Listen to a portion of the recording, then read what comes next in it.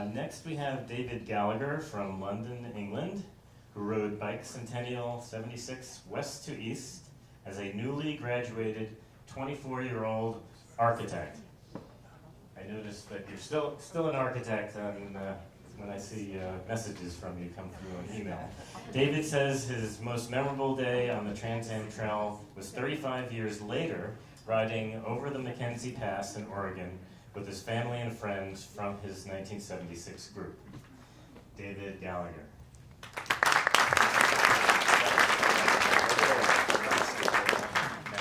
Okay, thank you. Okay, hi folks. This is the story of lifelong friendships made from this extraordinary summer, and many of them have been renewed today and over this weekend, this amazing weekend.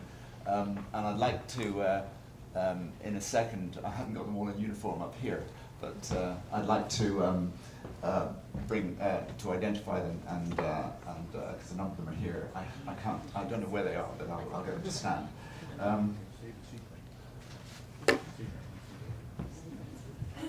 This is the story of 1FTWK 624, the last, I think, official fast camping group from the West Coast. She left in late June, and this is a group that was quite a mixture. It ranged in age from 15, I think the guy lied about his age as far as I remember, to get on the trip, and up to 42. Here we are with our leader. This is me on the left, our leader Bill Schroeder on the right, leaving Rawlings, Wyoming on 14th of July. I'd like to get Bill to stand. He's still our, as we describe him, our fearless leader. There he is.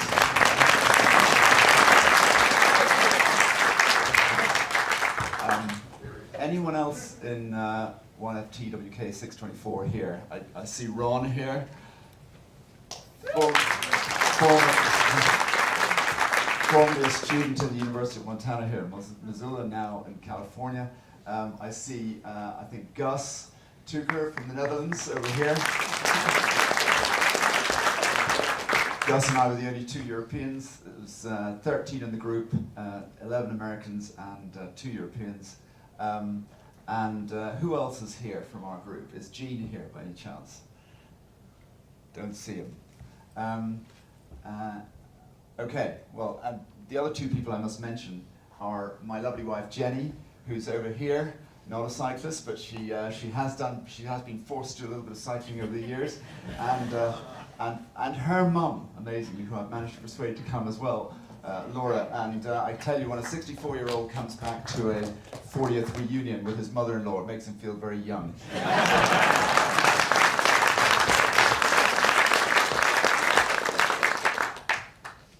Okay, here I am. Just this is my personal story. As I was a 24, as Steve said, I was a 24-year-old architectural student. I'd just done my finals in the summer of '76.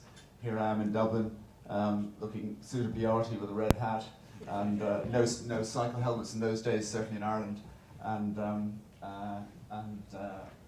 course cycling everywhere as a student, and relatively fit for cycling.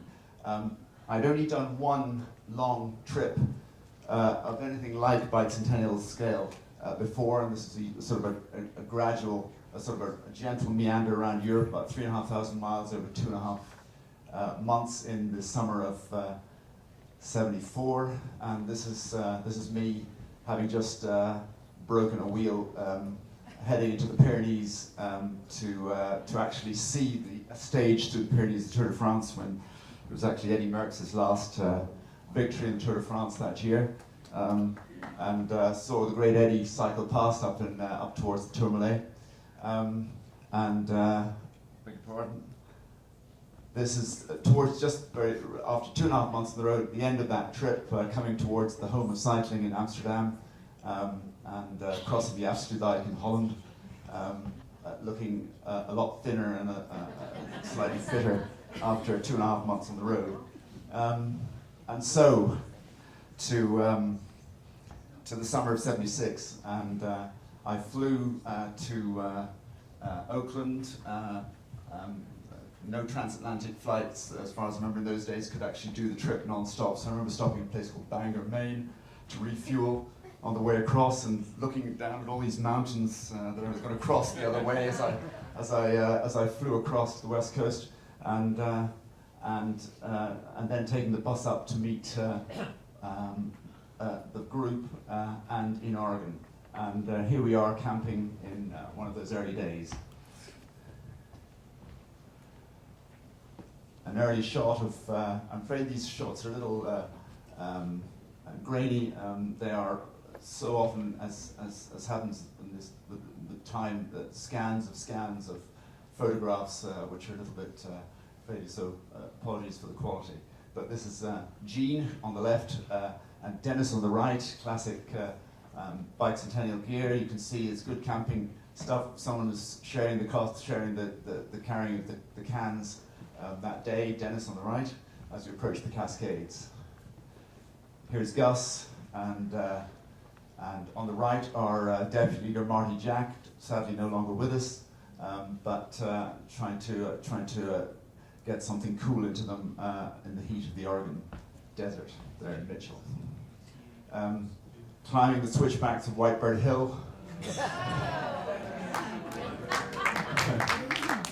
We all remember that, yeah. I've seen a few other photographs, similar photographs this weekend, but memorable stuff. And this is the picture I have of myself closest to Missoula. We camped down in Charles Waters National Forest, which I think is just south of Lolo, where we all cycled yesterday, and we stayed in the forest park there. And I remember debating hard whether we, on our rest day, I think it was our second rest day, we had the strength to cycle up to the Mecca of Missoula. And we did, most of us, I think, and we cycled up the bitter route.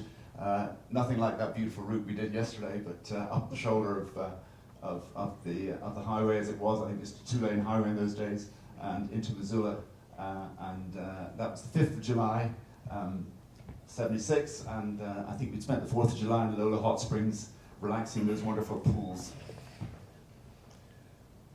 And on down through Wyoming to Colorado. Not many shots of this. I've sadly discovered that one of our group, Gene Chu, who's actually brought a number of magnificent photographs which I didn't know about, and I wished I'd had them for this talk, but it's too late to digitize them at this stage. But here's a flavor, and me approaching the summit of the Hoosier. That memorable ride, that memorable peak of the trip. And this is the only group photo we have, which is taken in Shields, Kansas on the 22nd of July.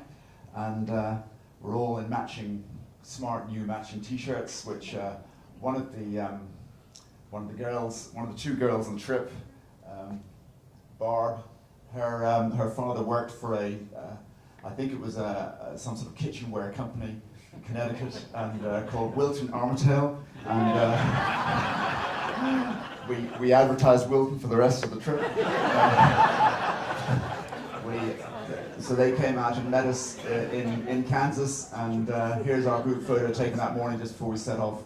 And there's our fearless leader, Bill, then a 33-year-old veteran, and still known as our fearless leader. And he somehow got this disparate group across the United States intact.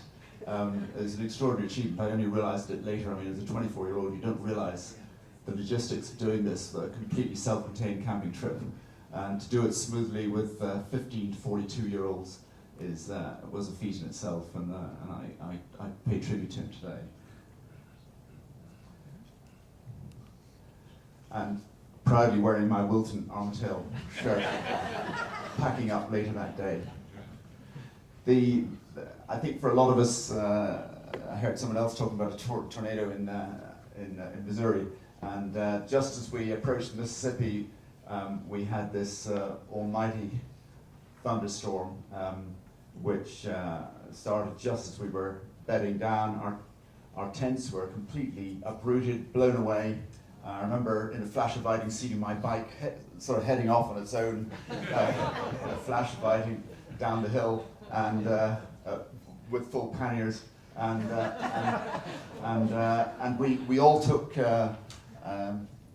shelter in a church. Very kindly, someone allowed us into a church hall that night, and we actually managed to brave the storm inside and to return to a scene of devastation the following morning. And this is part of the clear up in the little city park at St Genevieve. So that was the most dramatic weather incident of the trip. And I haven't many shots through of the remaining states, but for me it was a fascinating sort of evolution of discovery of the United States, basically, as we sort of headed into those eastern states, Kentucky, and then over the Appalachians and down to the coastal plain, Virginia, and this is a shot taken just actually, I think, pretty well the second last night as we approached Camp Chickahominy, relaxing at a restaurant in Williamsburg. And one person I'd like to point out here is Elaine, who's since become Leader Bill's wife, and she was also she wasn't in our group, but she did the leadership training with him before Bikecentennial. And this is the final day. Now the beauty about our trip was that our leader lived in Virginia Beach, which was about a further 100 miles down the track from the historic end, in Yorktown, and we decided to do that last 100 miles, and we whipped down there. Don't think we've ever ridden as fast since. We covered 100 miles in about 4.5 hours, and we arrived, and this is just before we set off, still sporting my Wilton Armtail shirt. And here's Bill leading the troops down on that final trip. Oh, I'm almost done. Yep, we're out of time. Oh, so I do apologize. You can flip through quickly to the... I will. I just flipped through very quickly. Here's Andy entering the Atlantic. It's relaxing after the trip. I must say this postscript. I hadn't managed to do the entire thing because my finals prevented me from meeting the group actually on the Pacific. So I arrived actually and met them in a place called Prineville, Oregon. 35 years later, I went back with my children, and we rode down from Prineville back down to the Pacific, and with my wife.